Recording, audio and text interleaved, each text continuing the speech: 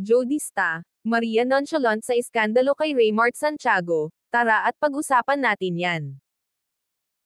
Pero bago ang lahat, kung di ka pa nakasubscribe sa ating channel ay huwag kalimutan mag-subscribe para lagi kang updated sa latest chika.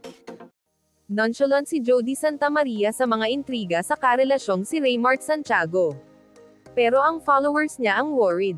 Panay ang mensahe nila sa Instagram page ng kapamilya actress na kesyo hiwalayan na raw niya ito para hindi na siya mag-awit sa mga isyu ng di umano'y karelasyon kay Claudine Barreto.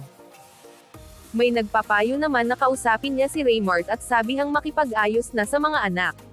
Mas piliin daw niyang maging mabuting karelasyon at influence kay Raymart lalo na nga raw at isa rin siyang ina. Or sana raw ay pinirmahan na lang ni Raymart ang kung anumang dokumento na sinasabi ng dating misis niya na si Claudine. At sayang daw ang ganda niya, mas marami raw tiyak na mayaman na pwedeng karelasyon ni Jody.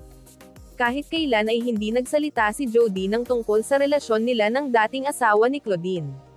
Maaalalang tinapos ni Mrs. Inday Barreto ang kanyang pagsabog tungkol sa dating son-in-law at ang mga ginawa nito kay Claudine sa isang babala kay Jody. As for any girl you wanna get now, you better choose well.